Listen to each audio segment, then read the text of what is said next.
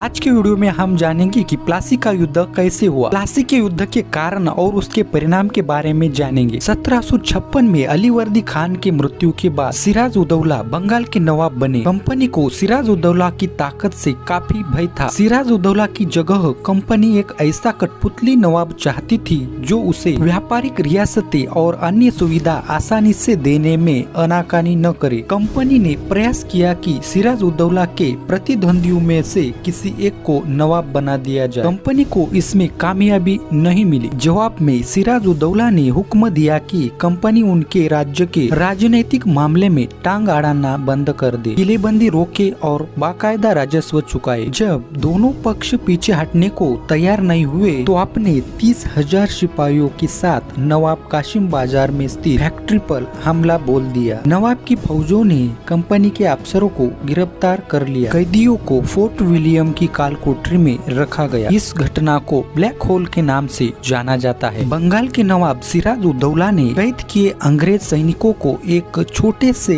कमरे में कैद किया गया था। 146 अंग्रेज सैनिकों में से 123 अंग्रेज सैनिकों की दम घुटने से मृत्यु हो गई थी। इनमें से मात्र 23 अंग्रेज सैनिक ही बच पाए थे। प्लासी के युद्ध के प्रमुख कारण। प्लासी का युद्ध होने के मुख्य कारण यह थे: बंगाल के नवाब द्वारा अंग्रेजों को दिए गए व्यापारिक विशेषाधिकारों का दुरुपयोग, ब्रिटिश ईस्ट इंडिया कंपनी के श्रमिकों द्वारा कर और शुल्क का भुगतान न करना, नवाब की अनुमति के बिना अंग्रेजों द्वारा कलकत्ता की किलेबंदी, अंग्रेजों द्वारा नवाब को विभिन्न मोर्चे पर गुमराह करना, नवाब के शत्रु कृष्णदास को शरण प्रदान करना, यह प्लासी के युद्ध के महत्वपूर्ण कारण थे। प्लासी का युद्ध कलकत्ता हाथ से निकल जाने के बाद कंपनी के अफसरों ने रॉबर्ट क्लाइव की नेतृत्व में 3,000 की सेनाओं के साथ रवाना कर दिया। इस सेना को नौसैनिक बेड़े की भी मदद मिलती रही। नवाब के साथ लंबे समय तक सौदेबाजी चली, पर आखिरकार युद्ध की रणभूमि तैयार हुई। 23 जून 1757 को मुर्शिदाबाद के दक्षिण में 22 मील दूर नदिया जिले में भगीरथी नदी के किनारे प्लासी नामक गांव में ब्रिटिश ईस्ट इंडिया कंपनी और बंगाल के नवाब सिराज उदौला आमने सामने आ गए। युद्ध की शुरुआत 23 जून को प्रातः 9 बजे प्रारंभ हुई। सिराज उदौला की सेना में जहां मीर मदान और मोहनलाल जैसे देशभक्त थे, वही दूसरी ओर मीर जाफर जैसे कुत्सित विचारों वाले धोखेबाज भी थे। युद्ध का परिणाम शायद पहले से ही तय कर रखा था। मीर जाफर युवराय दुर्बल अपनी सेनाओं के साथ निष्क्रिय रहे। इस युद्ध में मीर मदान मारा गया। सिराज उदौला की 50,000 सैनिकों, 40 तोपों और 10 युद्ध हाथियों वाली सिराज उदौला की सेना को रॉबर्ट क्लाइव ने परास्त किया। इस युद्ध में रॉबर्ट क्लाइव को साथ देने वाले मीर जाफर को फलस्वरूप बंगाल का नवाब बनाया गया। प्लासी के युद्ध का प्रभाव। अंग्रेजों को उत्तरी भारत की राजनीतिक सत्ता नवाबों के बाद मिलने के अलावा प्लासी के युद्ध के परिणाम स्वरूप कई अन्य प्रभाव भी देखने को मिले। राजनीतिक प्रभाव। प्लासी के युद्ध के परिणाम स्वरूप फ्रांसीसी सेना का